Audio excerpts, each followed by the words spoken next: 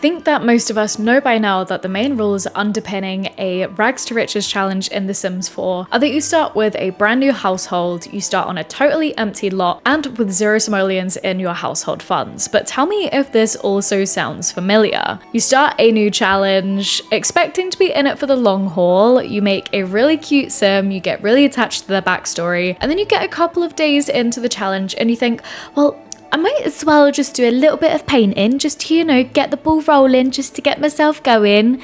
And then it's the romance festival, and you can't just leave those dragon fruits sitting there. You might as well take them. So you might as well just start your own little garden, you know, again, just to get the ball rolling. But then you're a week or two into the challenge and your pockets are now lined with simoleons. You've built your own little house, and the rags part of the rags to riches challenge feels like a distant memory. This has been me more than once, and we've all had that saying that doing the same thing over and over again and expecting different results is the definition of insanity. So this time I want my new rags to riches challenge to be different. I want that difficulty and that challenge to actually stick with me for as long as possible. So I've done my research and I've pulled out a bunch of gameplay ideas to help me and to help you with your own rags to riches challenge to keep things spicy in The Sims 4. So let's get into it. So first up, if you have the seasons expansion pack installed, start in a more challenging season like autumn or winter. That way, depending on the world your sim lives in, you'll face a more challenge with managing exposure to the elements and having to avoid dying from the cold. It will also impact what plants you're able to grow if that's the route that you're going to go down to make money at the start of your challenge. Okay, so heading into my own new rags to riches challenge in The Sims 4, as you can see, everything is very dreary in the countryside of Henford on Bagley at the moment, and that is because I started my save in autumn. So I'm playing on 2-week seasons so that, you know, everything's not moving too fast. And yeah, we're coming up on the end of the season just now. So yeah, they've been having to contend with a lot of thunderstorms, even though it's only just cloudy at the moment, but it's meant that my sims have generally been uncomfortable all the time because if I take you to the home lot, this is the situation that we're living in right now. This little shack here is a very new addition. Starting in autumn has obviously also controlled the types of plants that I can grow. So all of the ones at the moment are in season for fall and winter. And yeah, it's kind of limited how much money I can make because I have a lot of collectibles that I want to be able to grow, and I know that I could make a little greenhouse and stick them all inside, but that feels a little bit cheaty, you know, just a little bit, and we're trying to keep some challenge here, so yeah. Next up, if you're creating your own new household, for your main sim, you could amp up the challenge and also inject a layer of backstory by starting with a teenager who still has to attend school. You could prevent them from heading to school, but I think that having to keep up a facade of not being entirely homeless and penniless again could be good for storytelling. Then functionally, it also takes away some time during the day to find sources of money to sustain yourself. But alternatively, you could start with a young adult sim and also a toddler or child or even infant who is obviously dependent on your founding sim to make money. As you can see, this was the route that I went down for my own challenge. I started with 2 sims right here. They are sisters. Now, I recently rewatched The Hunger Games, which, wow, those films slap. But I felt like giving Katniss and Primrose Everdeen the life that they deserved. So by starting them with absolutely nothing. Look, they're not living in a war-torn dystopia anymore where children are put to the death, I suppose. So anyway, here we have my 2 sims who are inspired by those characters, very loosely, albeit, but still. So we've got Clementine Evergreen and Primula Evergreen. Yes, I did name her after that squeezy tube of cheese that once had to be recalled because it was giving people botulism.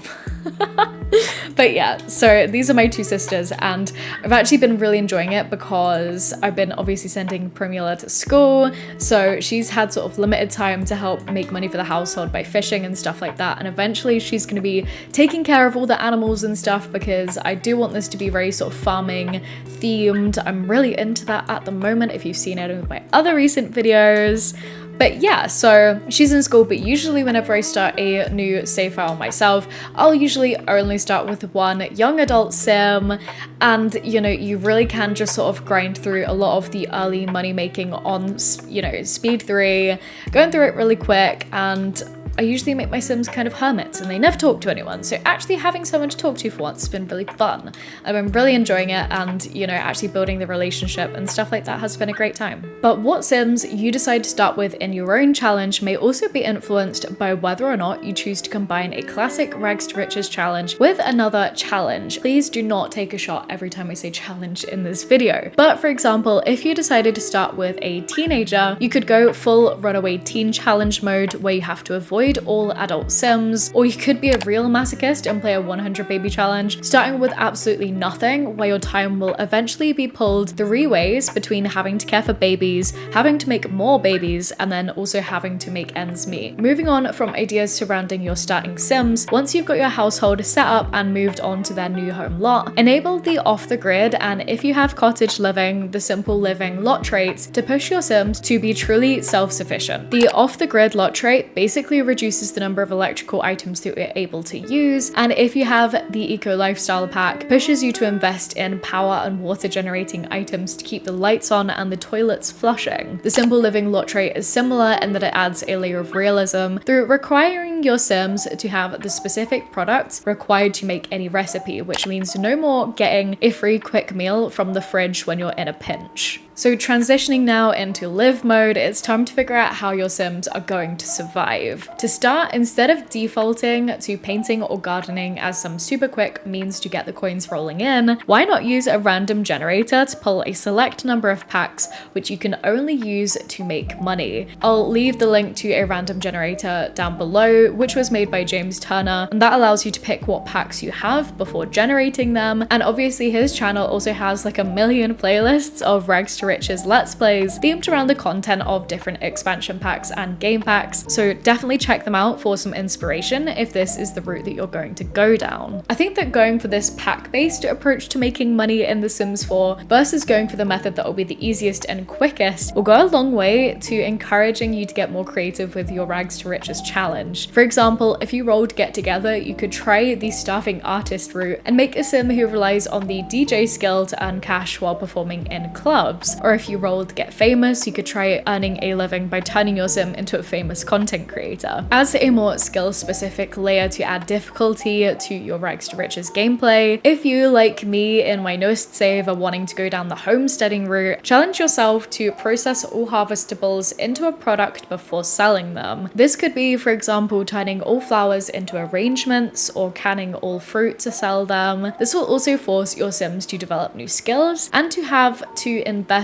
in new build items as you expand your production processes. But whatever money-making method you use, one big way to challenge yourself is to prevent yourself from selling items via the inventory. Instead, try buying a selling table, which I think have been introduced in a few different packs now, or selling via a retail store once you can afford one, or even selling items to the villagers in Henford-on-Bagley if you have cottage living. Okay, so the tips that we've gone through so far have really been about trying to get your challenge off the ground, and you know, now that you've got your plan for how you're going to be making money, now is where we're going to really amp up the difficulty and throw in some more realistic restrictions into the mix. So first, I've seen some players on Reddit mention that they only decorate their Sims homes with furniture that they've either dumpster dived or crafted themselves using the fabricator or the woodworking bench, rather than buying stuff through the catalog. Now, I love this idea, but I don't know how well it will work in conjunction with the off-the-grid lot trait, so I'm not necessarily going down this route at the moment, although I'm definitely going to be experimenting more with the woodworking bench when my Sims can afford it. But also, and this is something that I'm going to be doing in the future, if you try this for yourself, PC players may want to grab a mod that expands the amount of craftable furniture that you can make on the woodworking bench, and I'll leave one linked below for you to check out. Now, speaking of mods, next, I've been playing around with Carl's gameplay overhaul mod. Now, this makes a bunch of changes to different areas of the game, but the ones that I'm most interested in for this challenge are the fact that bills are increased, the amount of income that can be made from going to work or selling items and stuff like that is reduced, and although I won't necessarily be playing around with careers in the first generation of my new playthrough, the mod also decreases the rate at which your Sims will progress at work. I've really been noticing the challenge challenge with this, as even doing the odd jobs for the villagers in Henford on Bagley, which don't pay a ton as it is, the amounts that I'm getting for that are seriously reduced. Next, you don't specifically need a mod for this, though it could be handy to have one to help keep you accountable, but you could try adding a financial penalty for changing your outfit at the dresser as a cost for buying new clothes, or alternatively you could just apply a penalty yourself if you don't want to use mods, or actually you could not even charge yourself. Say you have the nifty knitting stuff back, you could force yourself to just knit your Sims clothes. Similarly, with the Sims 4's closed world system, it can feel a little bit unrealistic for your Sims to just plop into and out of existence between worlds that have drastically different landscapes, climates, etc. So why not also charge your household every time you travel to a world that's different from the one that your Sims live in? I've been following this and it has really been curbing me from plopping into the park at the back of Oasis Springs and fishing until I catch a violin or something ridiculous like that.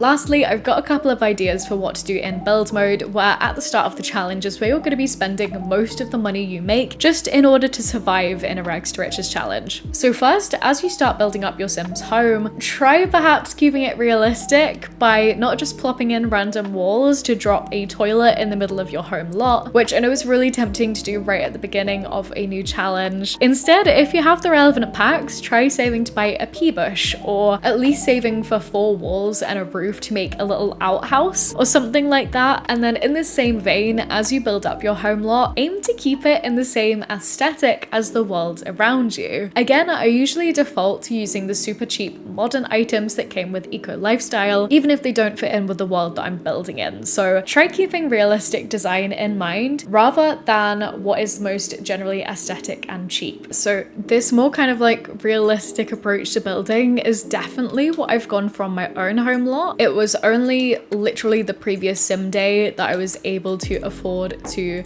build this little shack that we've got going here, and as you can see, I was really trying to mirror the aesthetic of this little I guess by debug shack back here. This is kind of what I'm going to be building from going forward. Otherwise, it is pea bushes nestled in amongst foliage and random outdoor showers and nestling our tent in amongst the garden of grey plants, random gnomes, bowls, foxes, and trash, apparently. Now, I mentioned earlier that you may want to play around with integrating another challenge into a new save alongside a rags to riches. So if you fancy sticking around, check out the video on the screen now, where I share some of my favorite tips and tricks for the 100 baby challenge. But other than that, guys, thank you so much for watching, and I'll see you again soon.